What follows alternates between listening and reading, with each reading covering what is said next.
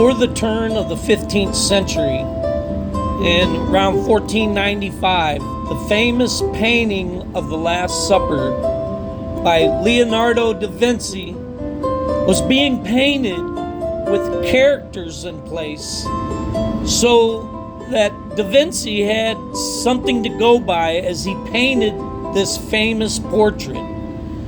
Using real people setting in place as he painted each person. And when it came time to paint the face of Jesus, he looked hard for the right person to use and came across this fellow that had this glow about him as if he had the face of an angel. He asked him his name and he said, Piedra Bendinelli. And after a few years of painting the Last Supper, Da Vinci had everyone done except for the one face left to do. It was Judas Iscariot. And Da Vinci needed someone that had the look of misery and sin all over their life. And after 3 years of searching for that person to be used as Judas, Da Vinci said he found the right man. He said this man's face made him shudder. He asked this man's name before he painted him, and he says, Piedra Bendinelli. I'm the one you painted 3 years earlier to be Jesus. Da Vinci was shocked to hear this.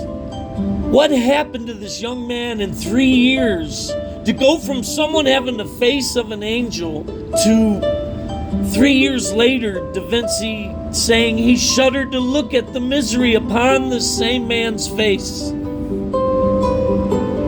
As men and women of faith, sometimes we can see this same change of look on someone who has been walking the path that Christ has brought them to, and when they backslide into their past ways like they were before they came to know Christ.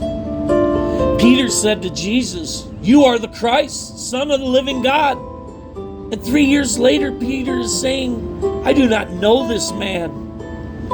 What happened to Peter to go from you are the Christ to I don't know this man? Sometimes it takes 3 years to have that change of look, and sometimes it only takes a simple question of your character to put you back to where you were before you knew Christ. We see this in the church today. We see pastors denying they know Scripture by allowing things to happen in the church they shepherd that God wouldn't approve of. And sometimes these pastors know that they are going against Scripture by writing their own rules to what was written and allowing ungodly things to happen in their church.